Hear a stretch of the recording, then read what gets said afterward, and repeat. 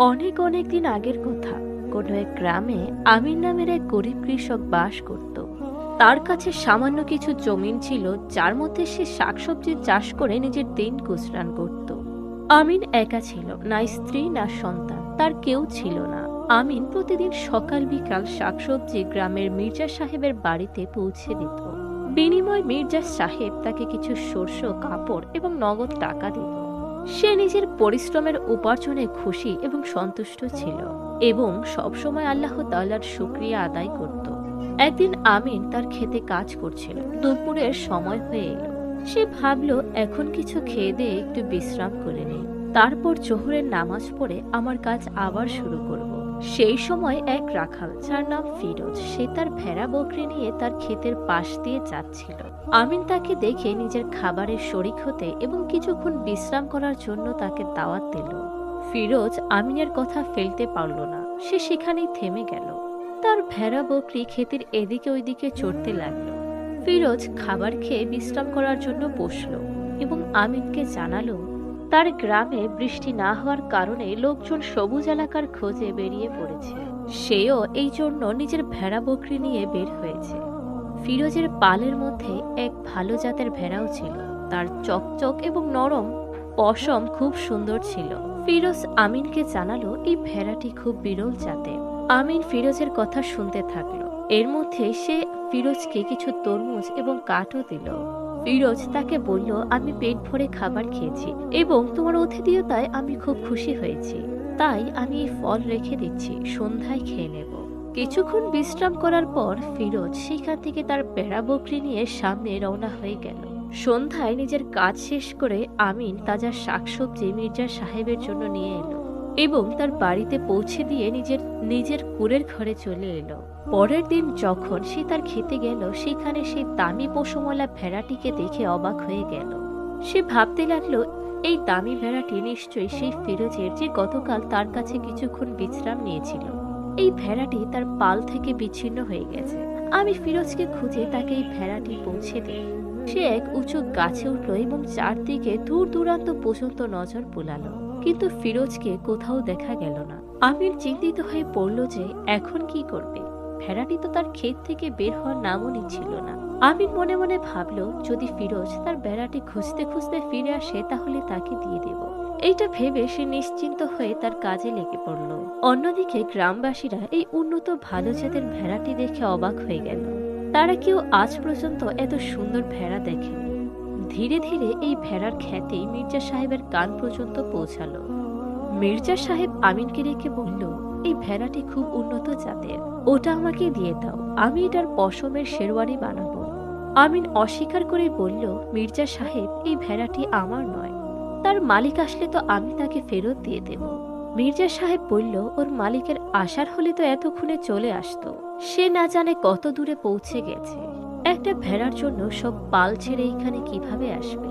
ভালো এইটাই যে এই ভেড়া আমাকে দিয়ে দাও, আমি তোমাকে তোমার উপযুক্ত পারিশ্রমিক দেব। কিন্তু আমিন নিজের কথাতেই অটল রইল। এই ভেড়া তার কাছে অন্যের আমানত এবং সে তাতে খেয়ানত করবে না। মির্জা সাহেবের তার কথায় অনেক রাগ হলো, কিন্তু সে কিছু বলতে পারল না। এই বছরই আমির হজে যাওয়ার চিন্তা করলো। সে তার পরিশ্রমের টাকা থেকে কিছু টাকা জমিয়ে রেখেছিল, কিন্তু প্রশ্ন এটা ছিল তার অনুপস্থিতিতে ভেড়ার দেখাশোনা এবং হেফাজত কে করবে। অনেক ভাবার পর তার মনে পড়ল, কেননা ভেড়াটিকে মির্জা সাহেবের কাছে রেখে দেওয়া যাক। অবশ্য সেও এই ভেড়াটিকে অনেক পছন্দ করে। আমিন ভাবল, বিনিময়ে আমি তাকে বলে দেব যে আমার ক্ষেত থেকে শাকসবজি ইত্যাদি নিতে থাকেন। পরের দিন আমিন গ্রামের পঞ্চায়েত ডাকল এবং তার সামনে নিজের কথা রাখল, আমি হজে যাওয়ার ইচ্ছা রাখি, ফিরতে 1-2 মাস তো লেগেই যাবে। এই সময় আমার ভেড়া মির্জা সাহেবের কাছে থাকবে। তার বিনিময়ে মির্জা সাহেব আমার ক্ষেত থেকে শাকসবজি নিয়ে নেবেন। পঞ্চায়েত তার প্রস্তাব মেনে নিল। এরপর আমিন হজে যাওয়ার জন্য রওনা হয়ে গেল। এখনো আমিন রওনা হওয়ার কয়েকদিনই কেটেছিল। এর মধ্যে ভেড়াটি 2টি বাচ্চা দিল। 2টি বাচ্চাই ছিল তার মায়ের মতো সুন্দর এবং দামি পশমওয়ালা। এখন তো মির্জা সাহেব খুব খুশি হলো। সে তো ভেড়ার এবং তার বাচ্চার আরো সুন্দরভাবে দেখাশোনা করতে লাগলো। কিছুদিন পরে ভেড়ার বাচ্চাগুলো দৌড়াদৌড়ি করতে লাগলো। অবশেষে একদিন আমিন হজ থেকে ফিরে এলো। এবং এর 1-2 দিন পরই মির্জা সাহেবের কাছে তার ভেড়াটি নেওয়ার জন্য পৌঁছালো। ভেড়ার সাথে 2টি ছোট বাচ্চা দেখে তার খুশি আরো বেড়ে গেল। মির্জা সাহেবকে বলল, আপনি আমার ভেড়ার এতদিন যাবৎ দেখাশোনা করেছেন, তার জন্য আমি কৃতজ্ঞ। এখন আমার ভেড়া এবং তার বাচ্চা আমাকে নিয়ে যেতে দিন।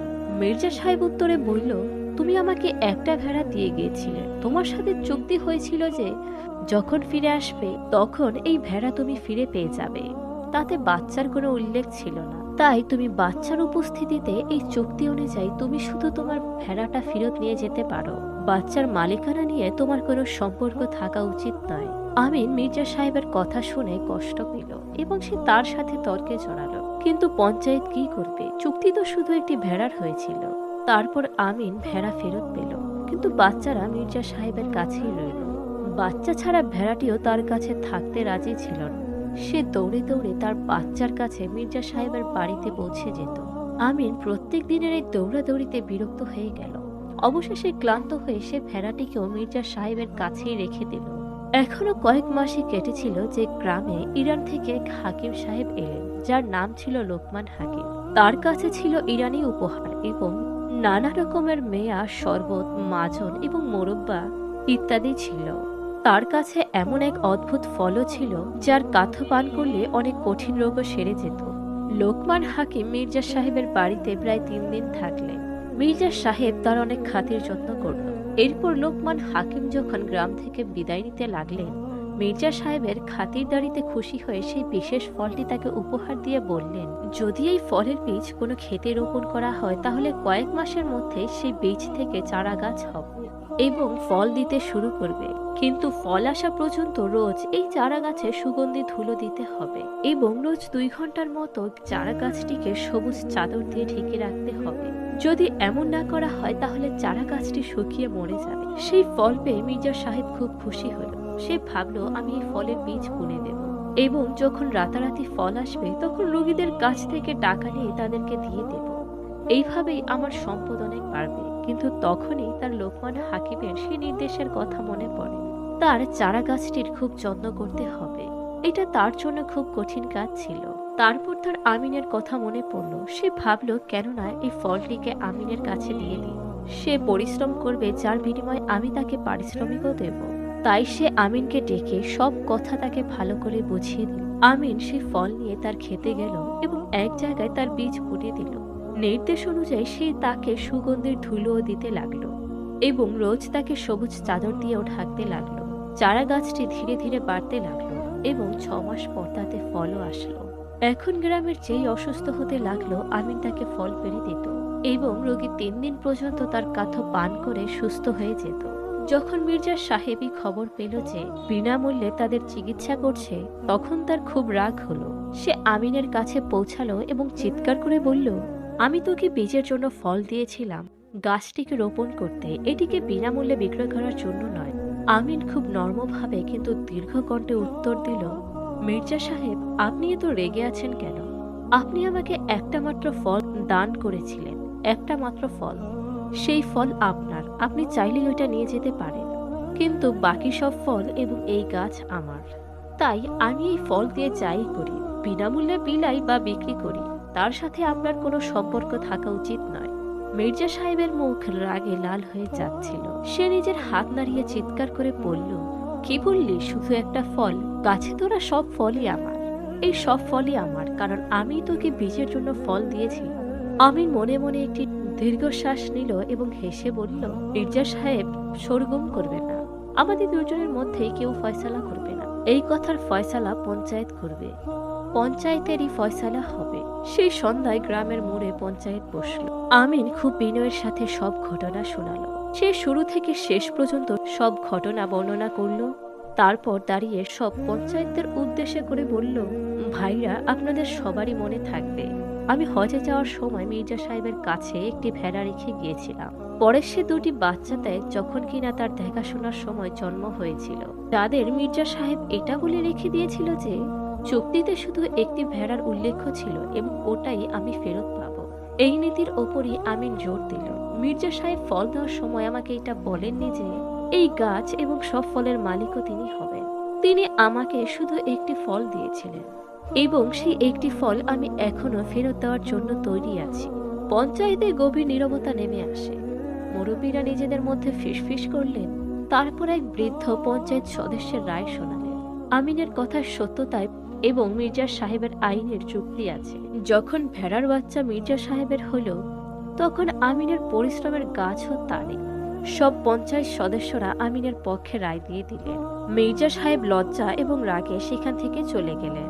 পরের দিন পুরো গ্রামে সুলতান আদিনের পক্ষ থেকে ঢোল পিটিয়ে জানিয়ে দেওয়া হলো, ঘোষণা ছিল যে ব্যক্তি শাহাদাতের সফল চিকিৎসা করতে পারবে তাকে পুরস্কার হিসেবে 1,00,000 স্বর্ণমুদ্রা দেওয়া হবে। লোভে পড়ে মির্জা সাহেব সঙ্গে সঙ্গে আমিনের কাছে পৌঁছালো। এইবার তার হাবভাব পাল্টে গিয়েছিল।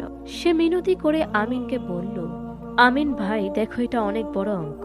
তুমি শুধু তোমার গাছ থেকে আমাকে কয়েকটি ফল দিয়ে দাও, আমরা এই পুরস্কার ভাগ করে নেব। 500 স্বর্ণমুদ্রা আমার এবং বাকি 500 তোমার। আমিন মির্জা সাহেবের দিকে তাকালো। তার মুখে করুণার ভাব ছিল।